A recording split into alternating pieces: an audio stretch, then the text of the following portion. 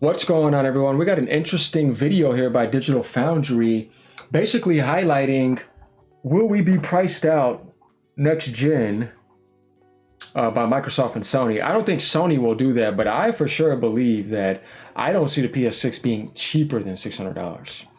Maybe even 700. I think somewhere around that ballpark. We're going to get into this though. But yeah, in this video, we're basically discussing what that's going to be. So let me know what you guys think about this. Let's get right into this. This is not going to be a super long video, but I think this is something to think about.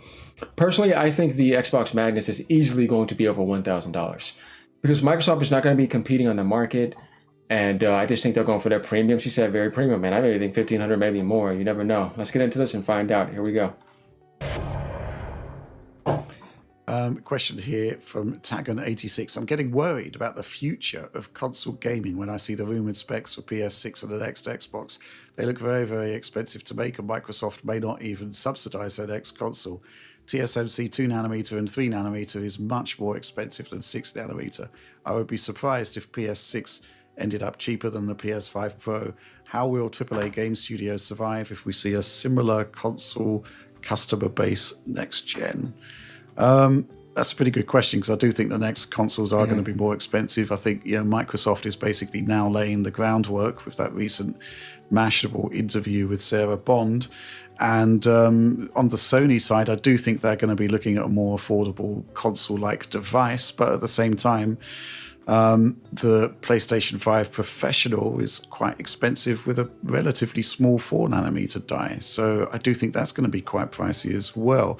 I think the thing which stands out to me, a couple of things, first of all, is that for decades, in terms of progression on electronics, you've kind of had a performance bump and cheaper processors, right? But I think it's more to the point that you've got to pay for more performance at this point, and the cost savings take a long, long time to actually come.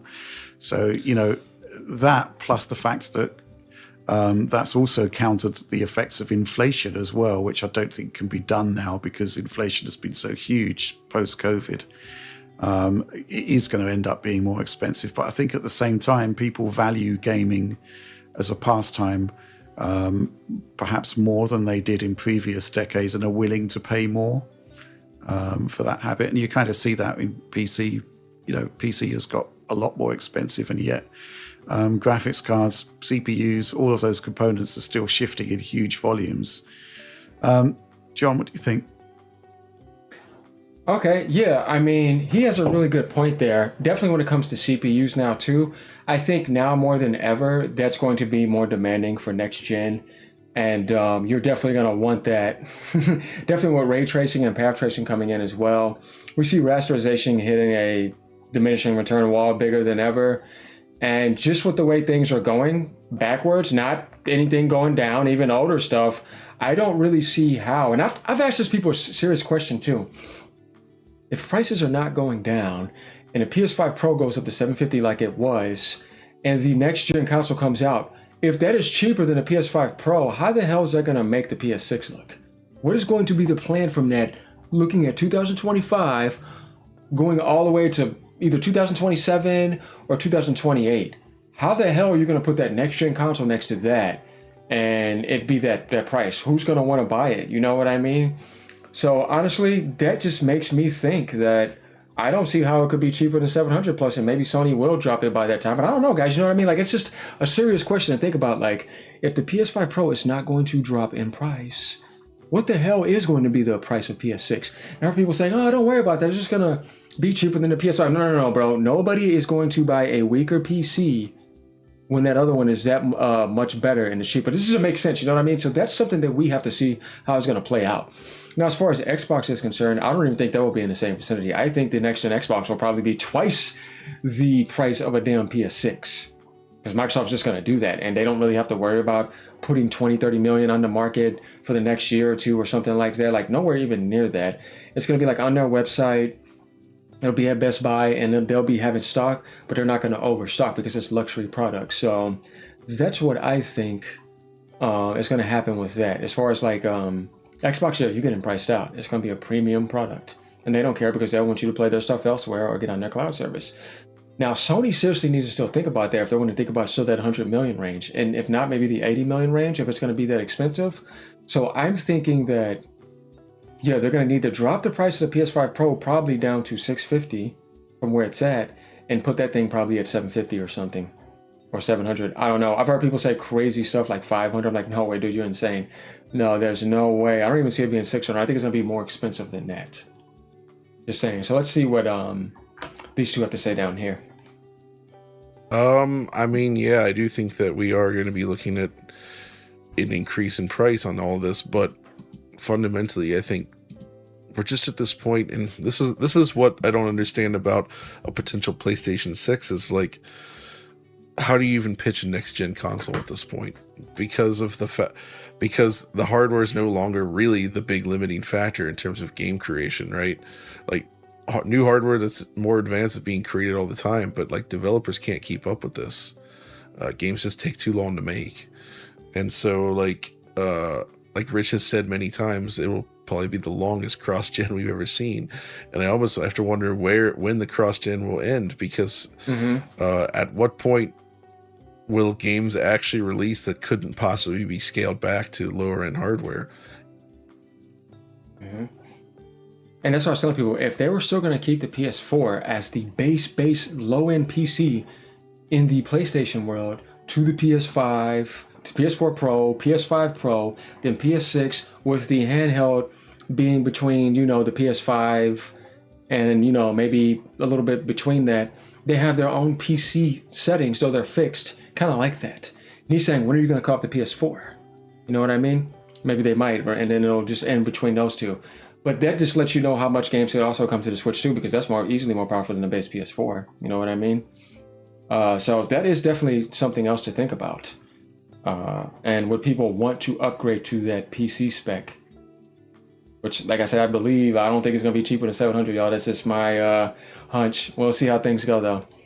Even occur. Yeah. Right? Like, it's just, something needs to change into how these games are made, because they're just taking so long to get through now. It's really changed the nature of what consoles are. Like, we've not been here before, where it's like, oh, every game is now 5 to 7 years for these big titles. That is a full console generation now. It's nuts. So like, let's say you launch a game early on the system, and then by the time your next one comes out, maybe the next system's out. I don't know. It just creates this problem with selling these things to people, like having people trust in the systems they already own. I don't know, man. It's something I've been thinking about a lot, and I don't really have any answers on it yet. It's just, I really don't see how you can say, like, here's the PlayStation 6, it does all this, but like, how do you meaningfully differentiate that from what we have? I'll be curious to see what they come up with, and how can you do it in a way that's actually like financially feasible for developers and consumers alike. I don't know, Alex, remember